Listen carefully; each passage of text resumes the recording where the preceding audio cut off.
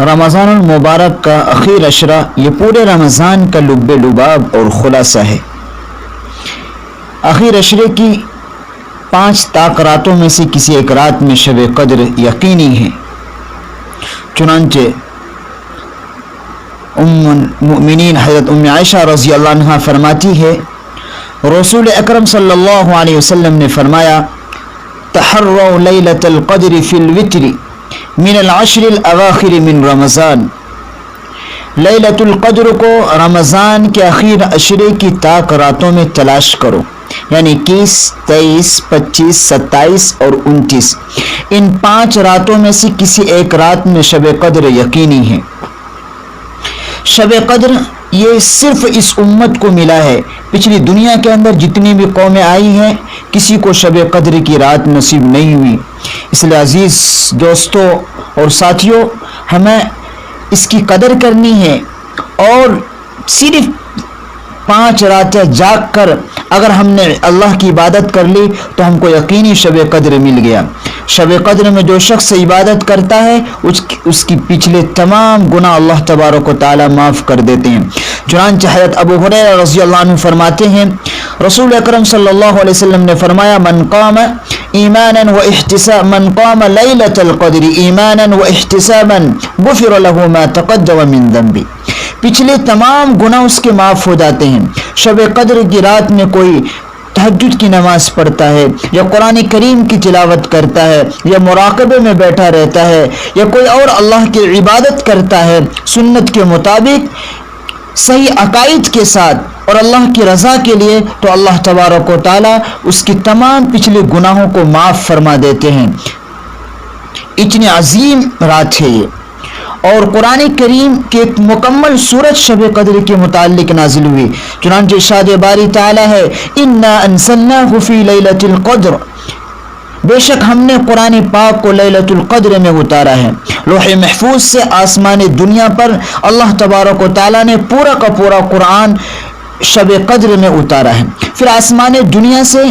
بقدر ضرورت جیسی جیسی ضرورت پڑتی رہی، کبھی ایک آیت، کبھی چند آیت، کبھی ایک سورت، کبھی آدھی سورت، اللہ تبارک و تعالی جبریل علیہ الصلوۃ والسلام کے ذریعے سے اپنے حبیب جناب محمد رسول اللہ صلی اللہ علیہ وسلم پر نازل فرمایا ہے۔ لیکن لوح محفوظ سے آسمان دنیا پر پورا قرآن شب قدر میں اتارا ہے۔ قرآن خود شاہد ہے، انا انزلناہ فی لیلۃ القدر۔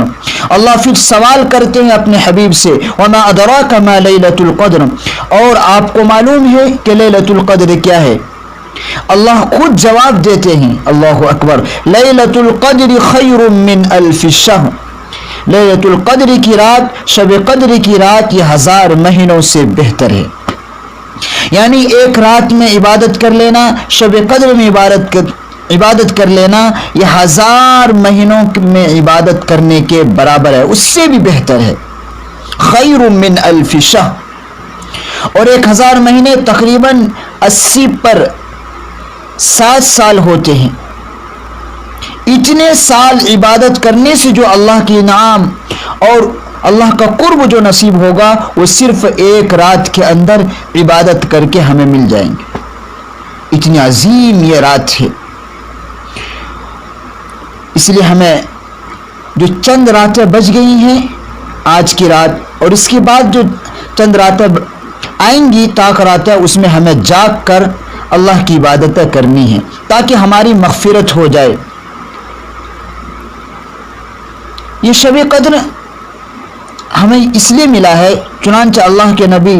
صلی اللہ علیہ وسلم کے زمانے میں کچھ صحابہ کے ذہن و دماغ میں، دل میں یہ خیال پیدا ہوا کہ جب انہیں معلوم ہوا کہ پچھلے لوگوں کی جو عمریں تھی وہ زیادہ ہوتی تھی، چنانچہ حضرت نوح علیہ الصلوۃ والسلام کی عمر جو قرآن کریم میں ذکر کیا ہے 950 سال، تو وہ لوگ 950 سال، 1000 سال، 5 سال، 2 سال جیتے تھے، تو ظاہر سی بات ہے وہ ان عمروں سے فائدہ اٹھا کر ان کی عبادتیں بھی اللہ کی کیے ہوں گے تو ان کی عبادتیں زیادہ ہوں گی۔ جب اس کا صحابہ کرام کو علم ہوا تو ان کو فکر ہوئی کہ ہماری عمریں تو اتنی نہیں ہیں، ہم زیادہ سے زیادہ 100 سال یا زیادہ سے زیادہ 110 سال، وہ بھی آپ لوگ نہیں جا رہے ہیں، 70-80 میں لڑک جاتے، کیونکہ آپ جو دانہ اب جو غلہ ہوتا ہے ان کے اندر کیمیکل زیادہ پایا جا رہا ہے، جس کی وجہ سے انسان کا معدہ بھی پہلے اسپائر ہو جاتا ہے، 70-80 سال میں جا کر کام کرنا عام طور پر بند کر دے رہا ہے۔ پہلے لوگ مضبوط بھی ہوتے تھے، ان کی عمریں بھی اللہ نے ان کو عمر زیادہ عطا فرمائی گئی تھی۔ تو اللہ کے نبی صلی اللہ علیہ وسلم سے اس کا تذکرہ فرمایا تو اللہ کے نبی نے فرمایا کہ تمہیں ایک رات ایسی ملی ہے جس کو شب قدر کہتے ہیں، وہ 1000 مہینوں سے بہتر، لیلۃ القدر خیر من الف شہر، اتنی عظیم رات ہے یہ کہ اس رات کے اندر عبادت کرنا گویا 80 پر 7 سال عبادت کرنے کے برابر ہے، اس سے بھی زیادہ خیر کا لفظ استعمال فرمایا۔ اور محققین اور مفسرین فرماتے ہیں کہ جہاں خیر کا لفظ استعمال ہوتا ہے وہ مقابل میں نہیں ہوتا، بلکہ زیادہ، کتنی زیادہ اللہ کو معلوم، بہت زیادتی کے لیے استعمال ہوتا ہے، مطلب یہ ہے۔ اس لیے ہمیں شب قدر میں سیر و تفریح کے بجائے، شور ہنگامے کے بجائے اور دعوتیں پکانے کے بجائے ہمیں اللہ کی عبادت کر کے اپنی مغفرت کرا لینا ہے۔ چنانچہ ایک روایت کے اندر آتا ہے کہ 15 شعبان کی رات میں تمام انسانوں کی بچت تیار ہوتی، یعنی کن کو مرنا ہے، کن کو زندگی ملے گی، کن کی شادی ہوگی، کن کو اولاد ملے گی، کن کو کتنی روزی ملے گی،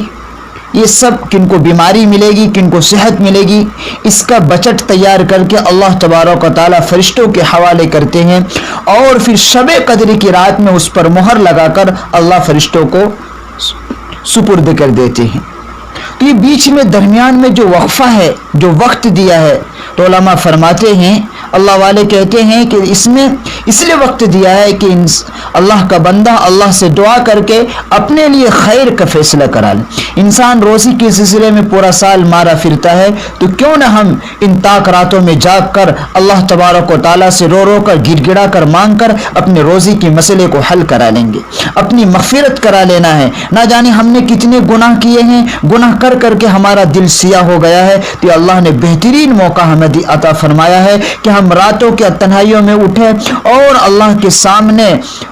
2-4 رکعتیں نماز پڑھ کے پھر رو رو کر اللہ سے دعائیں مانگیں، گڑ گڑا کر دعائیں مانگیں۔ ہم نے کئی اللہ والوں کو دیکھا ہے کہ وہ آخر شب کے اندر اس سے روتے ہیں کہ ان کی ہچکیاں نکل جاتی ہیں۔ اللہ کے نیک بندے اللہ کی عبادتیں کر کے اتنا روتے ہیں کہ ہم اللہ کی نافرمانیاں کر کے بھی اتنا نہیں روتے۔ اللہ ہم سب کو صحیح سمجھ عطا فرمائے اور ہمیں ہدایت عطا فرمائے۔ ہم نے ایک نہیں کئی بزرگوں کو اپنے آنکھوں سے دیکھا ہے۔ اس لیے میرے عزیز دوستوں اور ساتھیوں، یہ جو ماہ مبارک کی چند دن، گنے چنے دن اور گنے چنے راتیں بچ گئی ہیں، ہم اس کو غفلت میں نہ گزاریں۔ آپ کی جو بھی دنیاوی اور اخروی ضرورتیں ہیں وہ سب اللہ سے مانگو، اللہ کی محبت مانگو، عزت کی روزی، عزت کی زندگی اللہ سے مانگو۔ آج مسلمان پریشان حال ہے، وہ اسی لیے ہے کہ اس کا تعلق اس کے رب سے ٹوٹ گیا ہے، کمزور ہو گیا ہے۔ تو ہم کیوں نہ اپنا تعلق اپنے رب سے مضبوط کر لیں اور ایک اچھا اور نیک اور فرما بردار بندے ہم بن جائیں گے۔ اس ماہ مبارک کے اندر اگر ہم نے پیچھے کمی بھی کوئی کوتاہی بھی کی، لیکن اب بھی ہمیں اللہ نے ہمیں موقع دیا ہے، اب بھی ہمارے پاس موقع ہے کہ اگر ہم ان چند راتوں کی قدر کر لیے اور ان چند دین کی اگر ہم نے قدر کر لی تو اللہ ہمارے پچھلے بھی گناہ معاف کر دے گا، پچھلی کوتاہیوں کو بھی معاف کر دے گا اور ہمارے لیے بھی